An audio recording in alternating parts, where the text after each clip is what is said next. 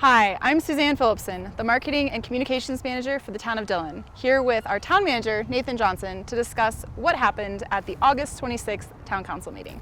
We had a jam-packed work session and a little bit lighter fare for the regular meeting, so Nathan, I'll let you kick it off with telling us what happened at the work session. Thanks, Suzanne. So we started off the work session starting to talk about managed parking, specifically on the lakefront adjacent to the amphitheater. We've had a lot of different things that we've been trying to do over the years, and we wanted to regroup and rehash what worked, what didn't work, what can we do better moving forward. So we had a good discussion about the managed parking system, and that's a partnership with Interstate Parking. The town council ended up with wanting to continue that conversation for a future work session here in the near future. The next topic was a really interesting one. We are discussing the Tiki Bar concessionaire agreement. Do you want to give us a little insight on what was discussed during that meeting? Yes, absolutely, Suzanne. So this was the second agenda topic on our work session on Tuesday. We wanted to be proactive and start the conversations about the Tiki Bar and what does that look like as we move forward. So the current Tiki Bar concessionaire being Pug Ryan's Brewing here in Dillon has the agreement until November 1st, 2026. So what we wanted to do from a staff perspective is bring this back to the town council, start the conversations about when, where, why, and how we want to do things. So the conversation ended up with us, town staff, creating a draft request for a proposal document that we're going to be sending out here at an upcoming meeting. So what we're planning on doing is bringing that RFP back to the town council at the work session coming up here at the beginning of September. And what our goal is hopefully we can get multiple qualified bids that we can turn around and then have conversations with those individual purveyors, or maybe it's whoever the town council selects to be the concessionaire at the Tiki Bar. And then we can start planning out over the 2026 year to make sure that that concessionaire, whoever's chosen, is successful in running that Tiki Bar. So a lot of excitement down there. You and I both know how vital the Tiki Bar is to not only the marina, but also the lakefront and everything that we have going on at the amphitheater. So we really want to make this a worthwhile endeavor for a new business, or maybe it's the current business coming in, and making sure that we have what they need to set them up for success. Absolutely. And then we launched into everyone's favorite topic, budgets.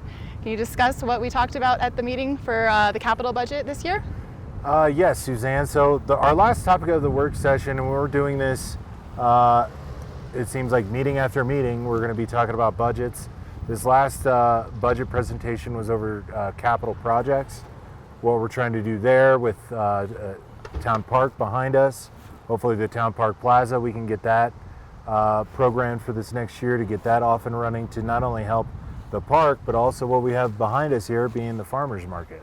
So a lot of great things there. We're also looking at expanded pickleball options here in Dillon at the town park. So a lot to come on that. And then we're going to be looking at the Dillon Urban Renewal Authority and what we can program in those capital projects into the Dillon Urban Renewal Authority budget. What we're trying to do is reinvest in our community, and especially with a little bit unknown economy going on here, what better time than now to invest in our community and really make something positive happen for our community. Fantastic. And when I said it was a lighter fare for the regular meeting, we'd had one item on the agenda, and that was everyone's second favorite topic, Metro Districts. That's right, Suzanne. So this is probably the fourth presentation we had on Metro Districts. Now that we have an interim town attorney on board, their firm specializes in Metro Districts, special districts, also municipalities such as ours. We felt the need that we wanted to have a presentation and be overly transparent and talk to the public. Granted, we only had a handful of public in our meeting on Tuesday, but you can find everything on our YouTube account page. So our Metro District conversation centered around the Trevini Square Metro District. This Metro District has been up and operational since 2023. It encompasses it's technically three, But for layman's terms, the Uptown 240 project, which is now called the Waterview project, here at 240 Lake Dillon Drive, and then the Pug Ryan's Brewing Company building, which is actually 2 lots. But for layman's terms, we'll just focus on Pug Ryan's and the Waterview project as the only properties that are included in that metro district.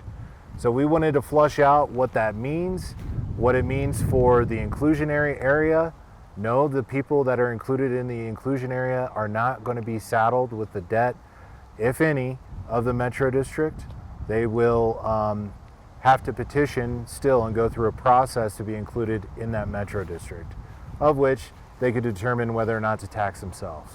And as Nathan alluded to, we do have a YouTube channel where we post all of the meeting recordings the day after the meeting happens. So if you want to go back and watch a meeting, definitely check that out. If you missed a meeting, you can go and watch that the day after the meeting happens. And our next meeting is on Tuesday, September 9th, and we will see you for the recap after that.